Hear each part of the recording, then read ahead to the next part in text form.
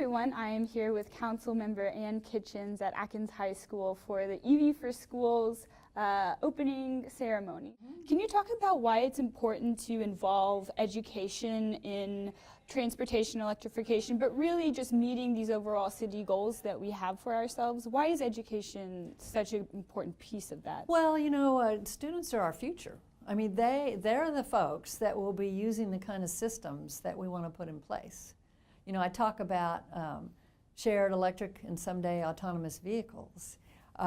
That's the future, and the kids that are here now are the future, and so we need them, and they need to understand what's coming and what they'd like to do and how they'd like to be part of it. So education is key to that.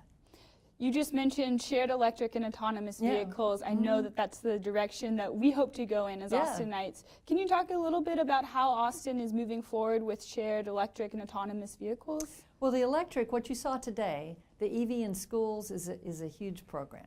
We've also done things like fleet electrification, which means we're looking at our city cars to move towards electric fleets. Cap Metro, I sit on that board, we're looking at electrifying our buses. The school district, you saw their school district, their AISD electric vehicle. So all over town, we're working towards moving towards electric vehicles where we can. Shared, that's a huge issue for us. Project Connect is a program, or it's an initiative for Cap Metro that we're in the middle of right now and getting people's feedback on, and it's all about how can we do things differently? How can we think about moving people? Because it's really about moving people, not cars. And so the city needs a much better system, more options for people to move around without having to be solely dependent on a car. And one thing that I really appreciate about you is that you are an electric vehicle owner. Yes. Why is it important for you to both live out these values in your work life, your professional life, but as well as your personal life? Well, I think every single one of us need to be part of the solution in whatever way that we can. And for me and for my family, electric vehicles are so much better for the environment. They're also pretty cost effective. So I wanted to be part of that. My husband and I wanted to be part of that. And so we first started with electric vehicle a number of years ago. We leased it first to try it, and then recently bought an electric vehicle.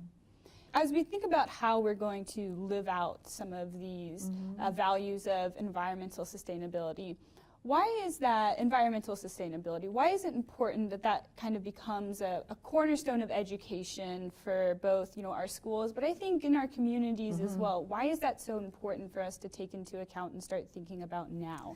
Well, you know, it's easy to say this, but so true.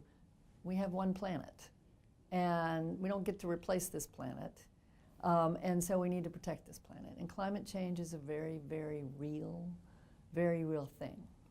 And so it's time for us all to think about what we can do personally to take care of the place that we live, which is our planet.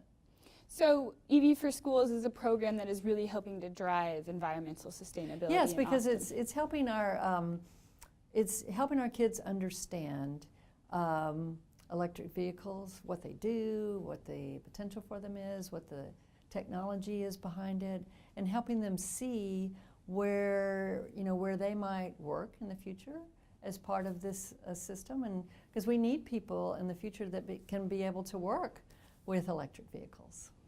Well, thank you so much for taking an extra few minutes out of your day to talk with us. I really enjoyed the EV for Schools opening ceremony.